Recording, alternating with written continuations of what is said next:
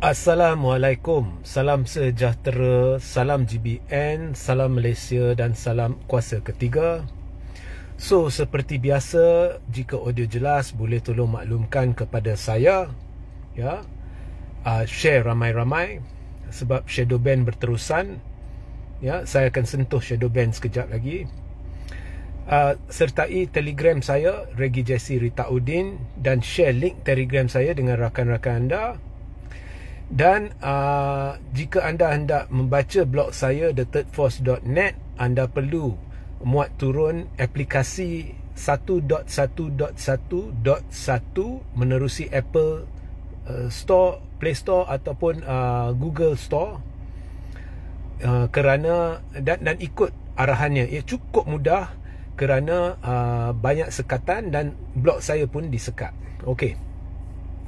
So, saya dah banyak bincang berkenaan dengan perlembagaan. Malah saya ada dedahkan perkara-perkara yang sebelum ini tidak pernah disentuh dengan cara yang saya sentuhnya.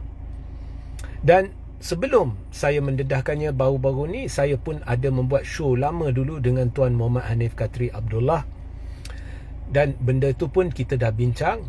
Dan esok pukul 8.30 malam hari ini, sebab kita dah masuk hari Ahad, 8.30 malam saya akan adakan satu sesi bersama Tuan Muhammad Hanif Katri Abdullah. Sesi itu saya tidak akan letakkan had masa. Ianya adalah untuk membincangkan tajuk perlembagaan, persekutuan dan sokongan terhadap PM. Okey. So, pastikan anda tonton siaran itu. Salurannya saya akan beritahu kemudian. Okey, salurannya saya akan beritahu kemudian.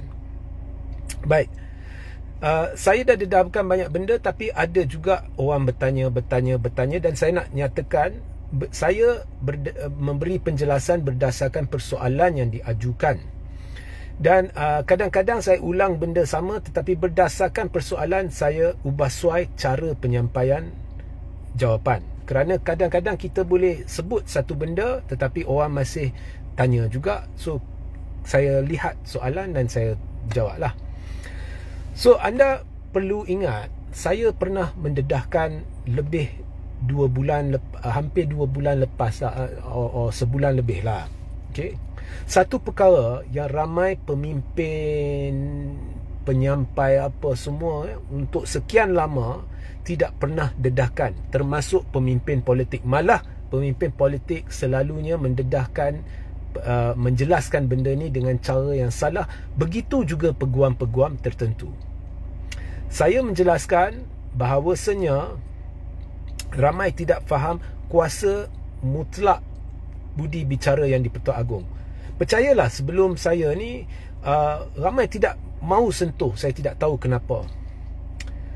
Malah ada seorang pemimpin daripada pembangkang pernah di dalam Facebook dia menjelaskan kuasa raja berperlembagaan untuk melantik Perdana Menteri, tetapi penjelasan dia hampir tepat, cuma ada satu perkara yang seperti sebelum dia pemimpin-pemimpin lain dan juga ramai peguam, satu perkara tu tersasar, iaitu kononnya dia beritahu raja berperlembagaan ni dalam babak pelantikan Perdana Menteri kuasanya tidak mutlak. Itu salah sama sekali. Malah apabila dia menjelaskan perkara 43/2, dia menjelaskannya dengan salah. Dia lupa satu perkataan, iaitu mungkin. Yang di Pertuan Agong ada kuasa mutlak budi bicara untuk melantik seorang ahli Dewan Rakyat sebagai Perdana Menteri yang pada hemat Seri Paduka Baginda Tuanku mungkin mendapat sokongan majoriti. Dan saya nak berbalik kepada PRU 15, selepas PRU 15, di mana perkara ini menjadi nyata. Selepas PRU, kalau lazimnya masa Barisan Nasional mentadbir dulu sekian lama, selalunya bila lepas pilihan raya, Barisan Nasional dah kautim dah. Okey, Presiden, pengerusi Barisan Nasional akan dicalonkan sebagai Perdana Menteri. So contohnya bila Najib berkuasa dulu, okey, BN dah kautim dah, Najib akan dicalonkan sebagai Perdana Menteri, maka BN akan hantar nama Najib selepas pilihan raya sebagai calon Perdana Menteri. Dan lazimnya Agong secara automatik lantik Najib sebagai Perdana Menteri. Dia tak minta akuan bersumpah. Dia tak perlu minta akuan bersumpah kerana pertama, Barisan Nasional menang majoriti. Jadi pada hemat Seri Paduka Baginda Tuanku, Najib mungkin mendapat sokongan majoriti dan sudah semestinya Yang di-Pertuan Agong yakin Najib mendapat sokongan majoriti. Walau bagaimanapun, ini poin nombor 2, Yang di-Pertuan Agong boleh sahaja kata tiba-tiba lah, saya tak mau Najib. Siapa dia timbalan Najib? Okey, masa tu timbalan Najib adalah Muhyiddin Yassin. Okey, saya nak Muhyiddin Yassin.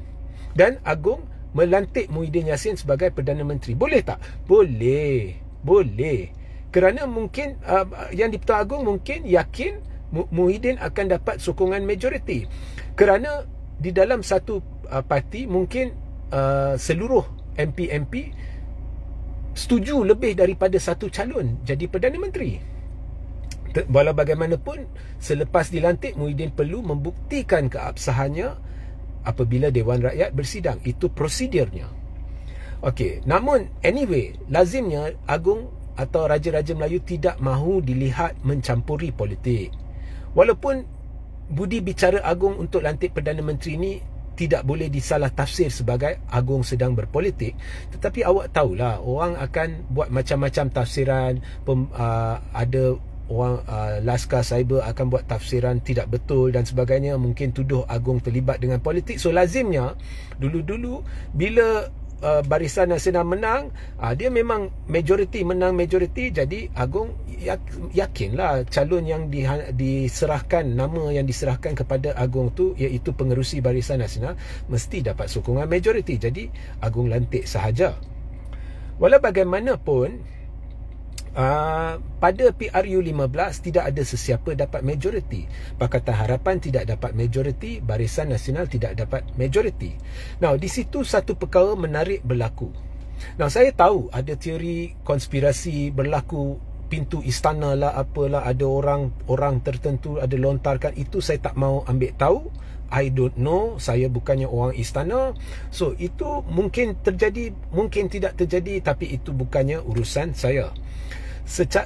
Urusan saya adalah sama ada apa yang berlaku adalah berperlembagaan atau tidak. Dan jawapan mudah saya ianya berperlembagaan. Kerana Yang di-Pertuan Agong mendapat 115 akuan bersumpah daripada Perikatan Nasional. Dan Perikatan Nasional mencalonkan Muhyiddin Yassin sebagai Perdana Menteri.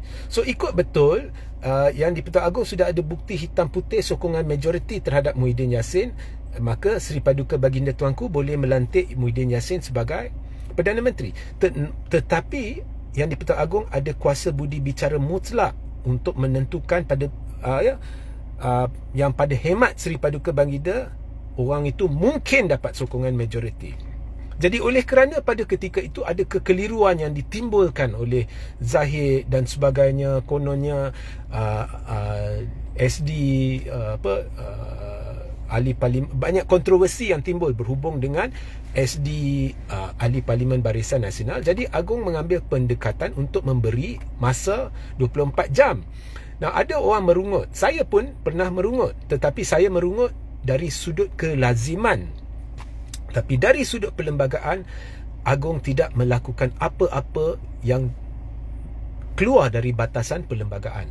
Agong boleh sahaja meminta, memberi masa untuk orang, memberi akuan bersumpah untuk sokong orang lain. Because MP ni, dia boleh sokong lebih dari seorang untuk menjadi Perdana Menteri. Jadi retorika kononnya, bila dah ada 115 SD menyokong A, tidak mungkin ada SD untuk menyokong B, itu adalah tidak benar. Jadi Agong beri 24 jam. Kerana banyak kekeliruan, banyak isu-isu dilontarkan. Kemudian sekejap Barisan Nasional pergi, Zahid bawa MP-MP pergi berjumpa dengan Pakatan Harapan. Kemudian Agong minta MP-MP Barisan Nasional datang jumpa, tetapi akhirnya Zahid yang pergi jumpa, MP-MP tidak jumpa. So akhirnya Agong menggunakan kuasa budi bicara mutlak tuanku, untuk menentukan siapa yang pada hemat Seri Paduka Baginda mungkin mendapat sokongan majoriti. Jadi saya lihat berkebaran kalian tinggi oleh kerana Pakatan Harapan dapat 81 kerusi dan barisan Perikatan Nasional hanya dapat 74 kerusi, maka Yang di-Pertuan Agong berpendapat Anwar mungkin mendapat sokongan majoriti. Jadi akhirnya Yang di-Pertuan Agong memutuskan Anwar jadi Perdana Menteri. Walau bagaimanapun, Anwar diwajibkan untuk membuktikan keabsahannya di Dewan Rakyat yang telah dilakukan oleh Anwar. Adakah Yang di-Pertuan Agong telah melanggar perlembagaan? Tidak. Dari sudut perlembagaan tidak, tetapi dari sudut kelaziman ianya tidak pernah berlaku. Okey. Dan kita boleh lihat MP selepas PRU15 dia tak nak Anwar, Sabah tak nak Anwar, Sarawak tak nak Anwar, tetapi akhirnya bila benda dah jadi, kadang-kadang MP boleh ubah fikiran. So itu yang berlaku dalam kes Anwar. Jadi di situ kita sudah lihat pertama kali Agong menunjukkan dengan jelas maksud, secara tidak langsung lah Agong menunjukkan dengan jelas maksud sebenar perkara 43/2, iaitu pada hemat Seri Paduka Baginda tuanku, ahli parlimen yang mungkin dapat sokongan majoriti. Dan naratif yang disajikan oleh pemimpin-pemimpin politik dan sebagainya lazimnya salah. Okey. So itu yang sebenarnya kita perlu faham, iaitu Perlembagaan Persekutuan memberikan kuasa budi bicara kepada Agong dalam mutlak dalam hal pelantikan Perdana Menteri. Walau bagaimanapun, jika kita kaji mendalam Perlembagaan Persekutuan, termasuk keputusan-keputusan mahkamah yang berkait dengan konflik-konflik yang bersangkut paut dengan Perlembagaan Persekutuan sebelum ini, termasuk dengan dokumentasi-dokumentasi berkait dengan Suruhanjaya Raid pada ketika perbincangan dilakukan menuju ke arah pembentukan Perlembagaan Persekutuan, dan termasuk sumpah-sumpah yang dilafazkan oleh mereka yang dilantik, dan banyak benda yang anda perlu kaji untuk mendapat gambaran keseluruhan kuasa-kuasa mutlak yang ada pada Yang di-Pertuan Agong. Dan sebenarnya banyak, dan banyak yang anda tidak tahu. So pendek kata, sekarang ni bila kita cerita Perlembagaan Persekutuan dan pelantikan Perdana Menteri, banyak perkara yang anda perlu lihat. Banyak perkara yang anda perlu lihat, dan itulah yang akan dirungkai oleh saya bersama Muhammad Hanif Katri Abdullah esok pada 8.30 malam di saluran yang saya akan beritahu kemudian. Ya. So ini penting bagi kita untuk memahami apa sebenarnya kuasa Yang di-Pertuan Agong, kerana ramai saya kira memandang remeh kuasa Yang di-Pertuan Agong. Ada ramai juga yang mempertikai perkara yang berlaku selepas PRU15 dengan cara yang salah. Kalau anda pertikai, anda kata why did the Agong give 24 hour contohnya, ya, sebab benda ni tidak pernah dilakukan. Okey, boleh, sebab anda persoal, anda nak tahu, dan Agong sebenarnya tidak perlu jelaskan. Tetapi jika anda pertikai dari sudut perlembagaan, itu dah totally salah. Itulah sebenarnya kuasa berperlembagaan Yang di-Pertuan Agong yang tidak boleh dipersoal oleh sesiapa. So esok jika ada ada ura-ura Anwar akan tumbang, dan berdasarkan pemahaman saya Anwar akan tumbang lah. Itu berdasarkan pemahaman saya. Berdasarkan pemahaman saya, majoriti yang diperolehi, saya tak nak sebut angka sebenar, so pendek katalah 120 plus. Itu paling selamat lah. Saya tahu ada orang mendedahkan ini, ada orang mendedahkan itu saya tak nak masuk campur, tetapi 120 plus berdasarkan pemahaman saya. Tetapi let's say, okay, dia bukannya 120 plus. Tetapi jika Yang di-Pertuan Agong berjumpa dengan MP dan kemudian pada satu tahap tertentu Yang di-Pertuan Agong pada hemat Seri Paduka Baginda tuanku berpendapat orang tertentu lah, contohnya Dr. Sam ke, atau siapa ke, atau Ismail Sabri ke, siapa ke, mungkin mendapat sokongan majoriti, dan yang di-Pertuan Agong yakin berdasarkan dokumentasi hitam putih yang yang sah di sisi undang-undang bahawa Anwar hilang majoriti, maka yang di-Pertuan Agong boleh lantik sesiapa sahaja yang dia yakin mungkin mendapat sokongan majoriti.